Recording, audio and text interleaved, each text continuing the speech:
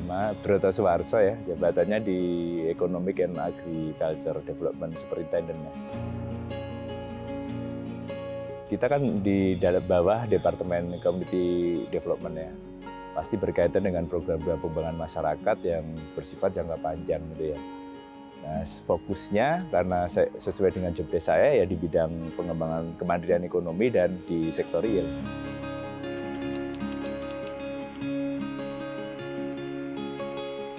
Tapi boleh ya cerita agak sejarah dikit ya.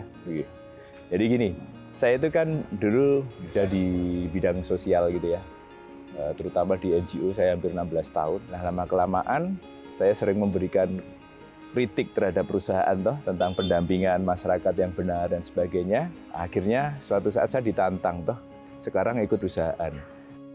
Ini kan agak unik gitu ya. Karena yang dulu saya lebih banyak mengkritisi, sekarang saya menjadi bagian dari perusahaan.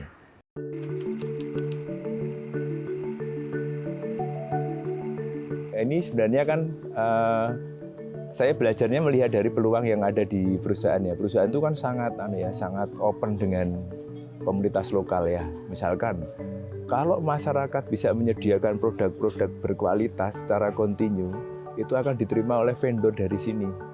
Cateringnya misalkan sayur mayur itu ya.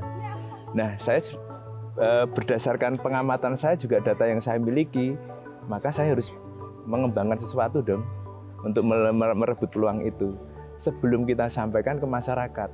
Saya coba contoh-contoh, bahkan orang nggak sadar lingkungan yang kecil itu sebenarnya itu studi saya. Saya sedang melakukan penelitian yang besar tentang misalkan komoditas yang orang menganggap tidak mungkin dibudidayakan di hobi. Itulah ada brokoli, ada paprika, kailan, kubis yang permintaannya tinggi dan dengan nilai jual yang sangat tinggi.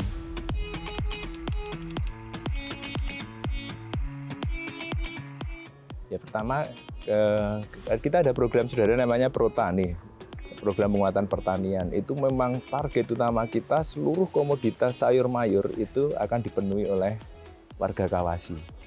Nah ini salah satu contohnya. Yang dulu misalkan hanya berani budidaya kangkung, kacang panjang.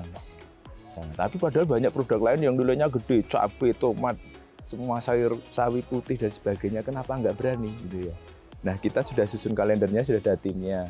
Salah satunya itu memecah mitos bahwa pertanian di sini nggak mungkin. Yang kedua, orang dulu nggak pernah mengenal kacang-kacangan di sini, ya wah kacang itu harganya dan macam-macam, gampang beli aja di Ternate. Ternyata ada peluang misalkan tempe tahu begitu sangat luar biasa ya, 80.000 per bulan. Bisa disetarakan hampir misalkan 400 juta. Pemenuhan tempe itu kan sekarang sudah ada join tuh antara perusahaan dengan salah satu UMKM bentukan kita namanya Rute di Desa Soligi. Nah sekarang sudah ada transaksi.